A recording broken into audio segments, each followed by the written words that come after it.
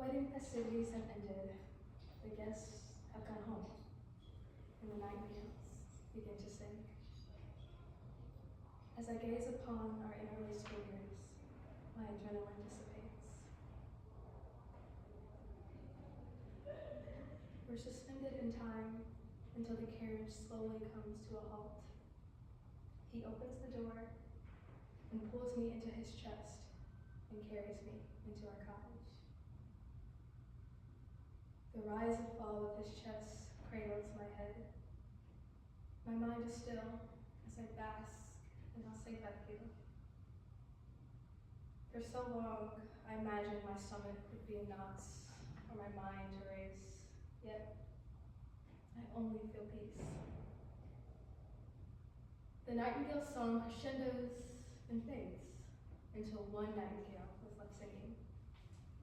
We pause at the threshold of our home, embracing his ode to our love. A few beats later, we step inside. My husband doesn't pause in the sitting room. He carries me past the couch, down the hallway, and into our bedroom. Maybe tomorrow, I'll wonder what the future holds. But at this moment, I only long to fall deeper into my husband's embrace. As I look into his eyes, I bring my hand to his cheek. And there's nothing to be said as the nightingale song echoes in the distance.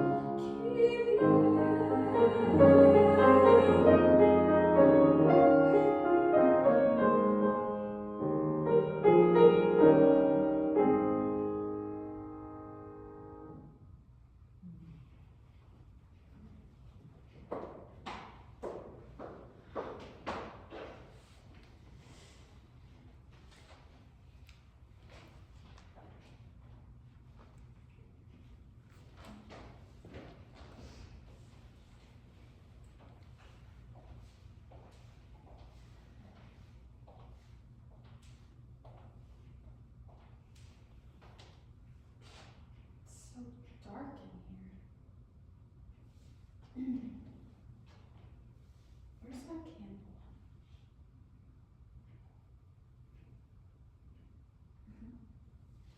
There it is, where it always is, on the nightstand.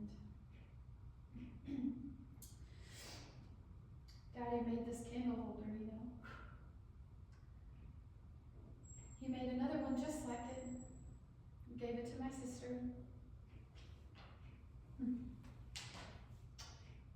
Now me and this candle holder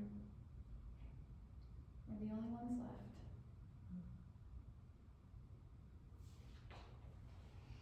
Daddy made practically everything in this house. This old table and chairs. Only one chair ever gets used anymore. Daddy made that loom over there. Mom thought he would never get it finished. And one day when I was 9, she sat me down and she said, Margaret, someday you're going to need to know how to take care of yourself without a man. So she taught me how to weave. She was right. I wonder what's got me thinking about all of these things from the past.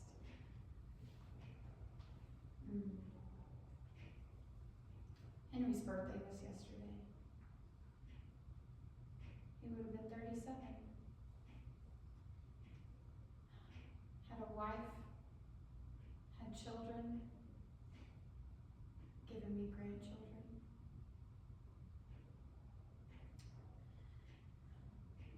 Now all I can see is my sweet Henry's little face.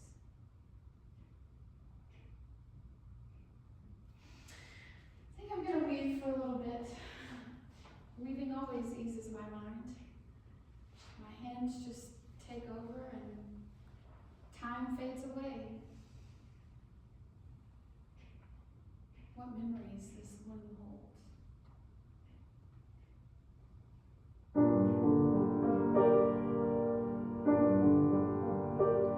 One night as I sat weaving at my loom,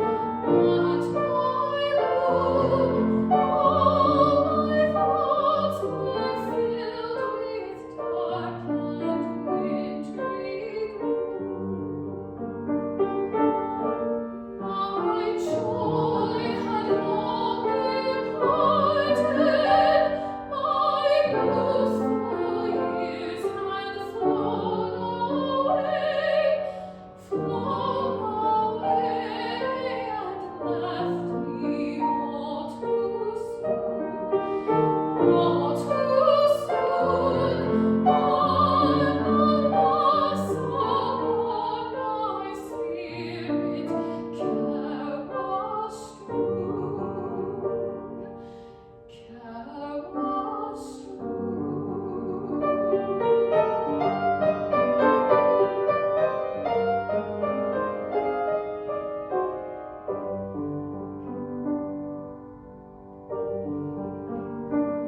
Then slowly I arose and left my room, and in sorrow wandered from my lonely room.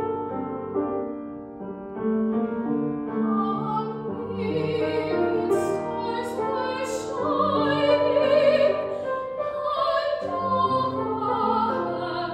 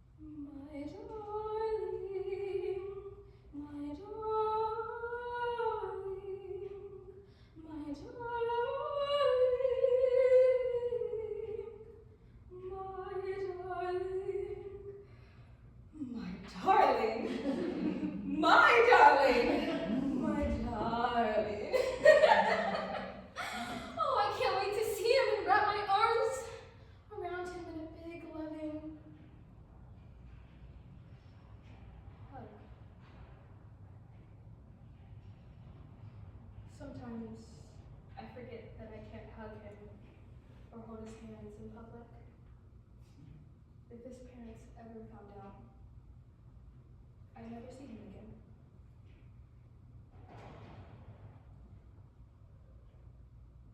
It makes me sad sometimes, but I know one day things will be different.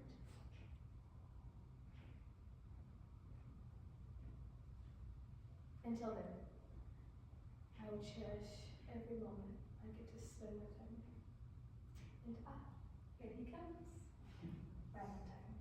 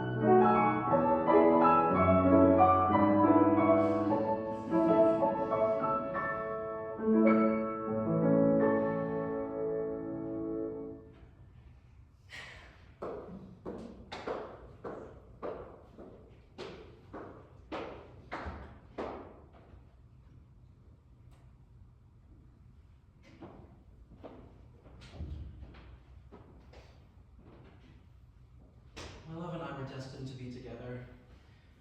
It was love at first sight for the two of us. One fated day, we were both wandering in a little field just outside of the village where we came from. And the moment our eyes locked was when our forever began. And it was beautiful. We had many good years together. But what we didn't foresee was an illness that caused her health to rapidly decline. But our love never wavered. I stood by her side in this taxing time. In sickness and in health, as we had once pledged. But what I couldn't have been prepared for was till death do us part. I'm lost. How could something as beautiful as our love end? How am I supposed to move on? I was angry, but now simply without words. I have no tears left to cry and spend my days living in the silence of the home that we built together. The home that was once filled with joy and laughter, now silent and cold. I'm lost. Frisch gemähtem Weideplatz steht einsam die Zeitlose, den Leib von einer Lilie, die Fahrt von einer Rose.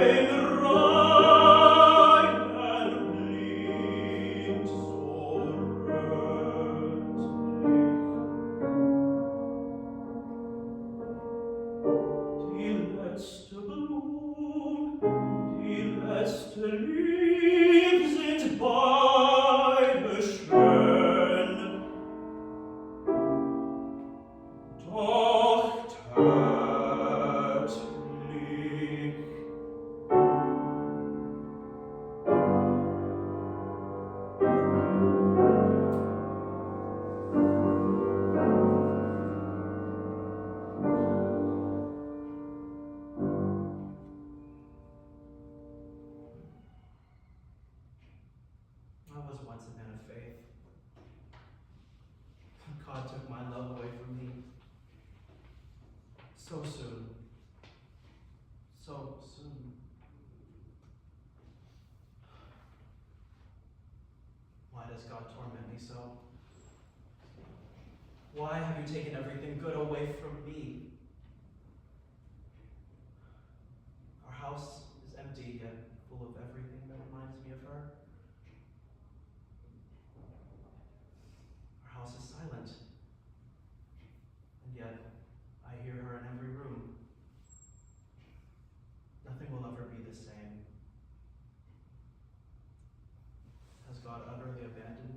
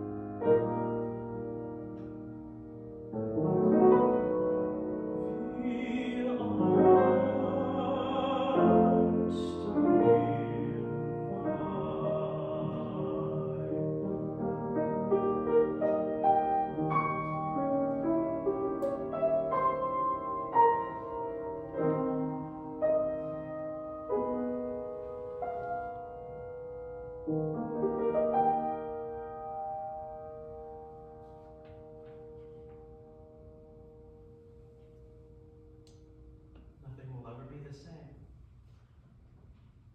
But I know I have to be at peace with my new reality. Life doesn't stop, and certainly not for me. With time, I realized that even though she was no longer physically with me, her Her spirit had never left. She was in the walls, in the floors, and in the beautiful garden that we had planted together. She was with me all along. It just took me a while to realize it. I turned back to my faith and found my way again. I found life again. I believe that the reason why I was lost for so long was because I had left my faith. Faith helped me to find peace with the loss of my love. Faith helped me to finally accept her passing and continue my life, to find joy and hopes that I may see her one more time.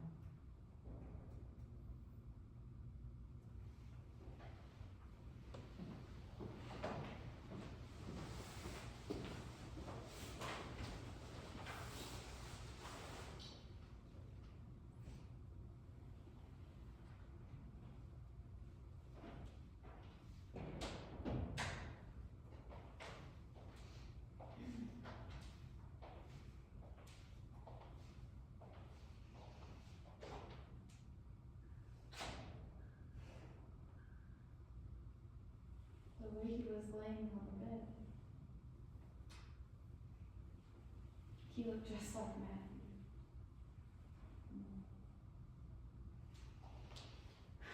But Matthew was gone.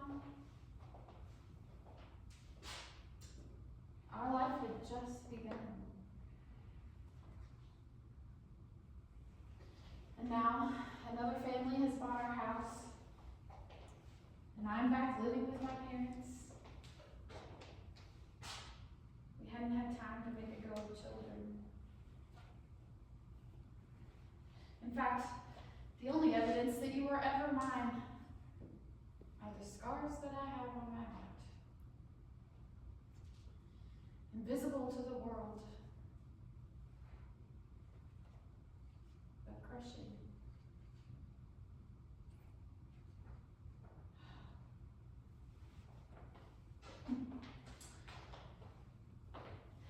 And now I'm supposed to go on without you. It's too cruel.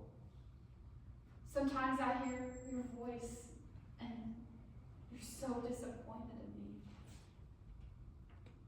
And other days I hear you and you tell me you love me and you want me to be happy. I could go mad. The truth is, I don't want to hear your voice at all. It hurts too much. And now, when I see him, all I see is you.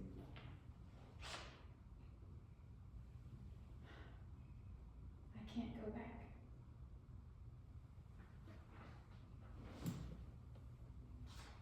You are the only one that I ever loved. Now I see you're the only one that I could ever love.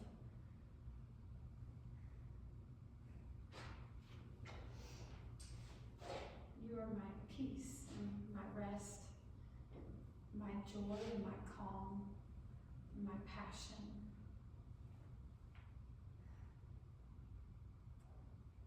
Just to live in that moment again, without thought of grief.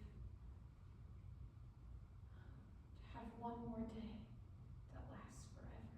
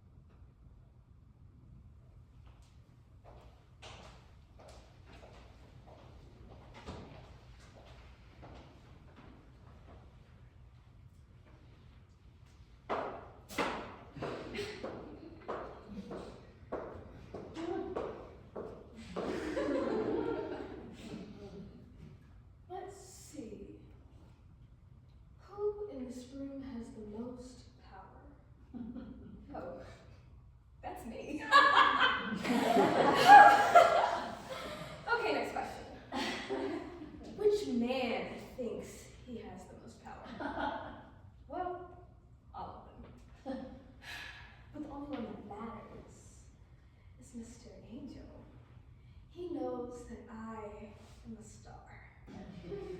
The whole package, actually. Beauty, brains, talent, beauty. And if Mr. Scruples doesn't think so, that must mean he's deaf and blind.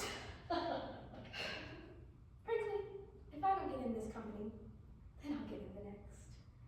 It's only a matter of time. My mother, so long ago, once revealed to me that although this may be a man's world, with this face, these hips, and a voice like mine, it's as good as my world. And in my world, I am playing the lead, receiving significant pay, and receiving minimal preferential treatment.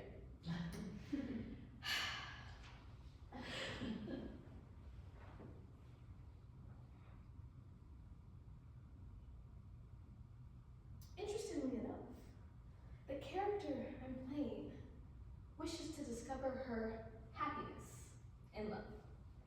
And I embody a character so fully that a man would think that I, Miss Silverpeel, would do the same.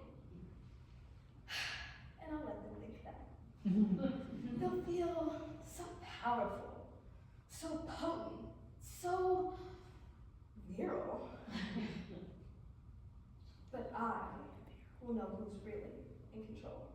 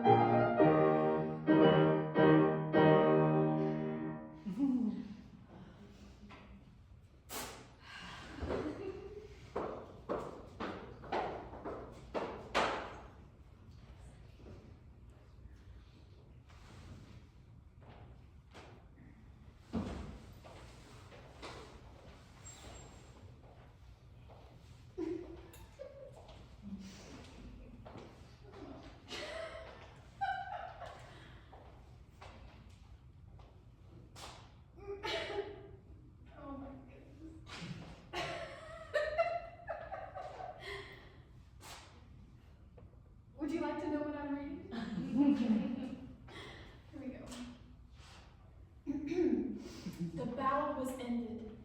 The clashing of swords and the cries of the fallen had faded into a mournful hush, leaving only the faint rustling of banners in the wind and the distant calls of birds returning to their roosts. Sir Richard, Knight of the Silver Rose, stood amidst the carnage, his armor battered, but still glinting beneath the light of the dying sun. His sword hung loosely at his side, yet, despite the triumph of victory, there was naught but weariness in his heart. He cast his gaze across the field. His fellow knights and soldiers were gathering the slain and tending to the wounded, but his eyes wandered, drawn irresistibly to a figure standing at the edge of the battle's ruin. There, amidst the carnage, stood a woman. She was garbed in the simplest of attire, though no less regal in its bearing. Her serene countenance was framed by the golden light of the setting sun, and when their eyes met, it was like the air had shifted between them. I mean, ridiculous. Clearly a woman wrote this. Well, because no man could ever admit that his heart could be captured in one glance. Of course, we know capturing the love of a man is very simple. Just a little bit of magic. A coy glance at just the right time. A slight breathlessness while walking by his side. An accidental touch while you reach for something. A slight filling of the eyes when you see something sad. It's so simple, so easy, and of course my poor husband never stood a chance. Oh goodness, it's so simple. Would you like to hear some more?